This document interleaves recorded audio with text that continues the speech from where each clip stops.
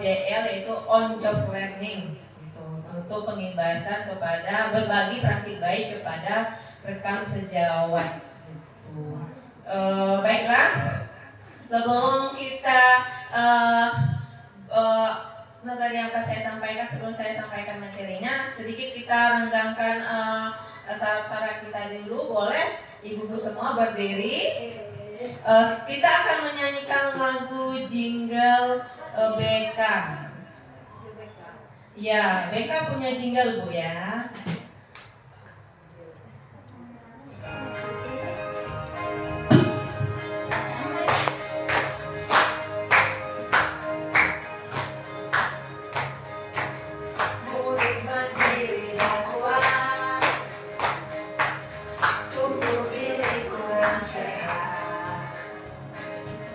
Bersama guru yang hebat, penuh cinta dan bersahabat,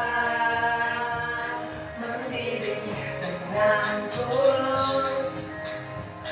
gunakan 7 jurus, kenali potensi, kelola emosi, tumbuhkan resiliensi, jaga konsistensi dan jalin koneksi, membangun kolaborasi dan menenangkan situasi.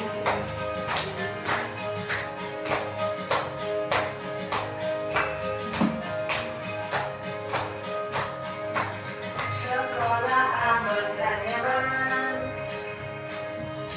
dan juga menggembirakan,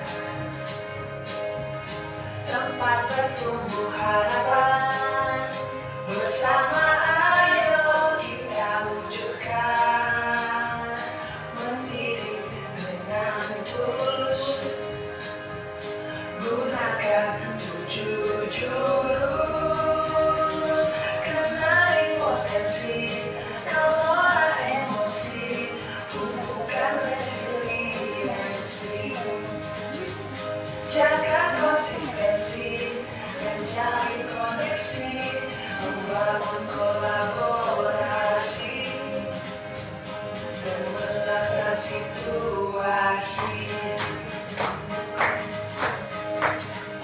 7 jurus BK hebat, bersamamu melangkah depan. 7 jurus BK hebat, 7 jurus yang akan ku ingat. Terima kasih Bapak Ibu. Silakan duduk. Tenang, siap-siap.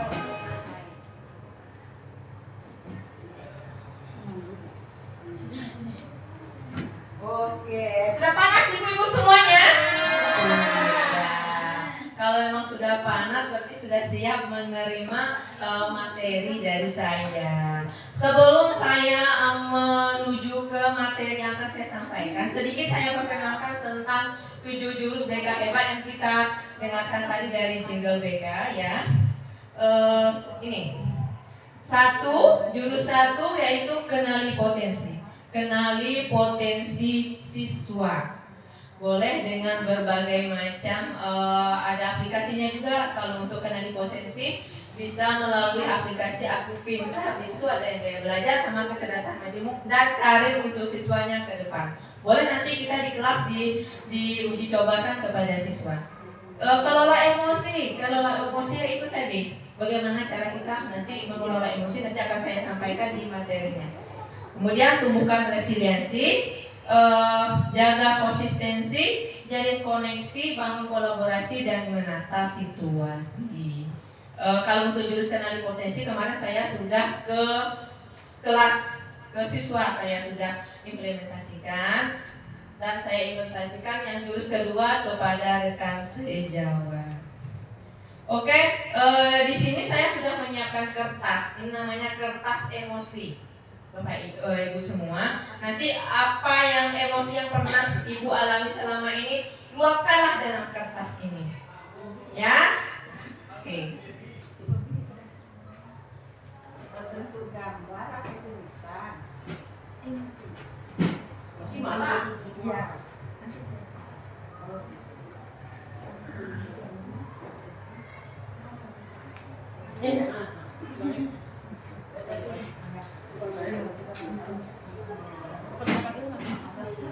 Sudah ada ya ibu-ibu semua ya, sudah kertasnya ya. Clue-nya, silahkan ibu ungkapkan di kertas tersebut perasaan yang selama ini yang membuat ibu marah sekali.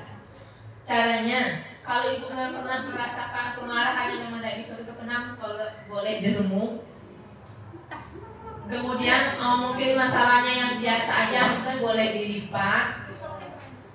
Dan permasalahan yang lebih parah lagi boleh dirobek. Silakan ibu-ibu semua. Yang berat, yang paling berat, yang paling berat. Oke, ya boleh. Yang kalau marah agak sedang tuh diremuk aja. Terus kalau dilipat itu yang sabar. Kemudian yang dilipat itu, yang dirobek itu memang emosinya tidak bisa kita kendalikan. Gitu. Baik di lingkungan sekolah, misalkan kita ketemu dengan siswa yang ada siswa seperti itu, boleh. Silakan ibu-ibu semua. Perasaan emosinya pada siapa? Kepada siswa kita. Ya, perasaan emosinya itu kepada siswa kita. Boleh.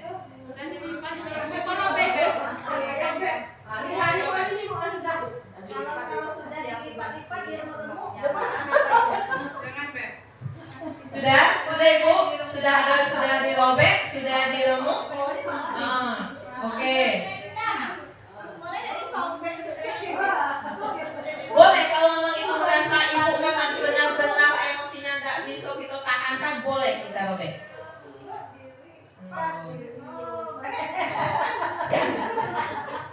Oke, sudah semua ibu semua. Siapa kertasnya yang dilipat? Dilipat. Kenapa alasannya apa kira-kira ibu-ibu? Karena saya magang. Alasannya itu siswa ini udah beberapa kali ditegur, tapi dia melakukan kesalahan yang sama, jadi saya legowo lagi. Daripada kita mencubit, memukul, ya zaman sekarang kan dipikir nanti kita kena Sabar ya ibu ya, sabar. Tapi ada nggak kertasnya yang terima kasih. Ada nggak kertasnya yang remuk? Boleh ibu Nur. Kenapa sampai remuk?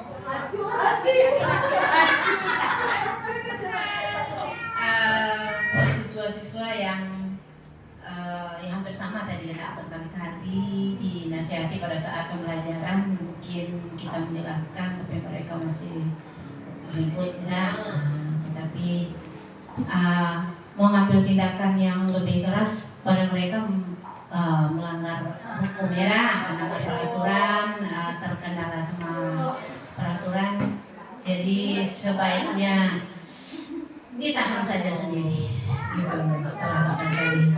Oke, terima kasih Bu sama refleksinya.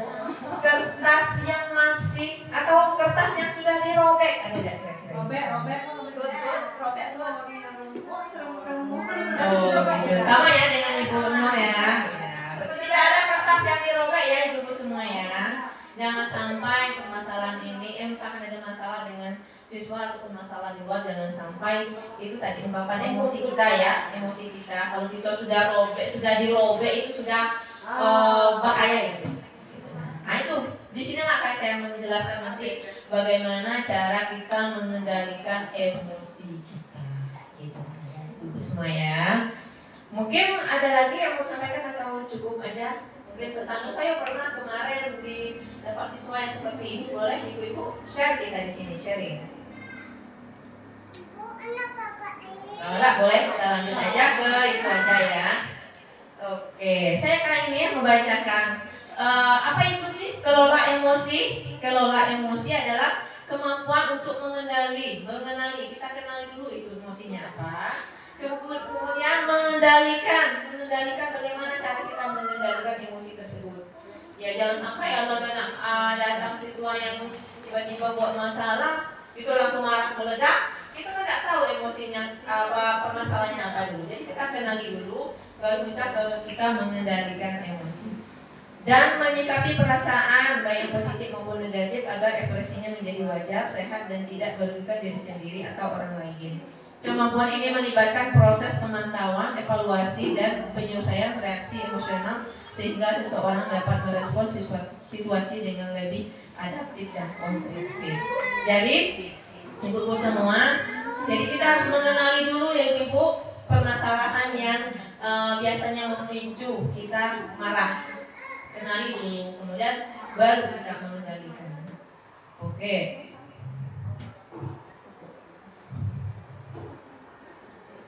Ini mengenali emosinya sudah saya bilang, yang sudah saya sebut tadi, memahami dan menyadari berbagai emosi yang muncul. Marahkah saya nanti, sedihkah saya nanti, atau bahagia atau bangga. Jadi kita harus kenali dulu seperti apa emosinya. Gitu. Kemudian mengendalikan emosi, menguasai manusia agar tidak dikuasai olehnya sehingga tidak terjadi ekspresi yang berlebihan, meledak-ledak atau menahan diri secara tidak sehat. Kemudian menyikapi emosi, bagaimana cara kita menyikapinya? Itu termasuk mengekspresikan perasaan dengan tegas, namun tidak konfrontif serta mengolah emosi negatif seperti kemarahan dan dendam. Oke, sudah tahu nggak ibu-ibu kalau kita lagi emosinya bagaimana cara ibu mengelola emosi? Tarik nafas, buang. Mus, ambil aja. Dulu pernah belajar itu ya? Iya, Belajar jadi emosi, mengelola emosi dengan siswa juga disuruh diam, terus tarik nafas, Ya. lalu hembuskan. Oke. 5 detik ya. Ya. Ya. Oke. Astagfirullahaladzim. Dengan ucap istighfar boleh. Ada lagi yang ibu-ibu semuanya boleh sebelum Pelajaran sosial emosional Iya, kemarin. pelajaran sosial emosional. Astagfirullahaladzim. Sambil mengelus dada. Sabar. Tuh, ada lagi ibu? Nah ini 8 cara mengendalikan emosi.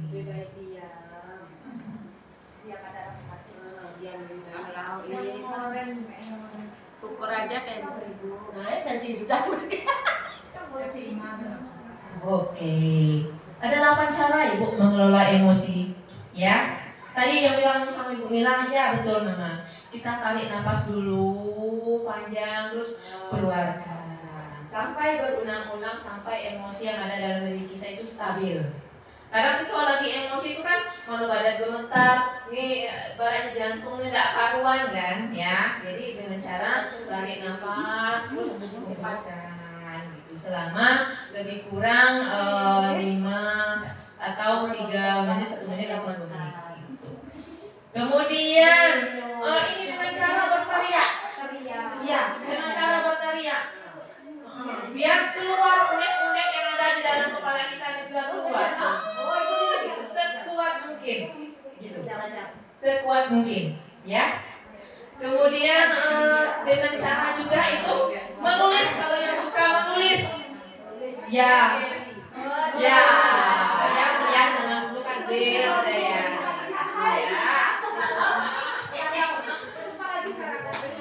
Kita ada bermacam-macam Bu cara mengelola emosinya Bu ya. Kemudian itu memberi ruang pribadi. Nanti ada yang menyendiri. Ya, menyendiri. Mungkin kurung diri di kamar ya. Siapa yang sudah mengurung diri di kamar tidak ada masalah? Ibu sore ya? Enggak. Kalau dia seorang di kamar mandi. Oh, kamar mandi. Oke. Terus sambil mendengarkan musik ada juga atau oh enggak ya? Oh enggak. Ibu sholat kayaknya sambil mendengarkan musik ya ibu sholat. Oh iya. Mengekspresikannya dengan kita bernyanyi ya boleh gitu. Itu mengeluarkan stres kita. Kemudian self talk dapat menandakan ketegangan emosional dalam diri ketika kita sedang emosi. Berarti berbicara sendiri. Ya, berbicara sendiri. Ada kaca, ya kita sambil ngomel lewat kaca. Ya, kemudian reminiscence terapi, mengingat hal-hal baik yang kita lalui bersama seseorang atau hal-hal yang membuat kita emosional bisa menenangkan. Mengingat, oh tidak bisa ya Bu ya, tidak bisa ya. Kemudian simpel shortcut kelihatan sederhana ini, seperti mandi, memasak, pijat, shopping ya. Boleh itu shopping, bukan shopping.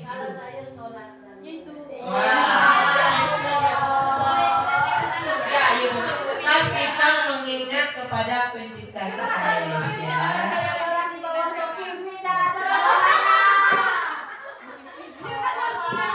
Atau mungkin ada yang menambahkan apalagi cara mengelola emosi selain yang lafaz ini saya sebutkan, boleh? Kalau saya berdiam. Berdiam. Makasih ya Tan. Ya, baca. Lempar barang. Lempar barang. Kayak tinju pantai. Oh iya. Nah, itu kan kita itu kan acara kita meluapkan emosinya dengan meninju-ninju barang atau bantal itu kalau Mang Iyo bisa membuat kita meluapkan emosi itu bagus. Gitu. Tapi jangan sampai ninju-ninju orang ya Ibu ya, bahaya itu kalau ninju-ninju orang ya. Oke. Oh iya, iya. Pokoknya yang dengan apa ya, olahraga boleh dengan olahraga ya. Oke. Ibu Pipin mungkin lagi stres, lagi suntuk, lagi emosi, boleh dengan jogging ya Bu. Ya, tidak boleh stres ya. Ya. Ada lagi yang Ibu semuanya? Apa cukup ini aja? Mungkin bisa ini nanti diterapkan ya Ibu kalau saya lagi misalnya Ibu semua lagi emosi menghadapi siswa, menghadapi orang rumah suaminya. Iya. Kan saya bilang yang punya suaminya, kalau yang anaknya boleh diterapkan.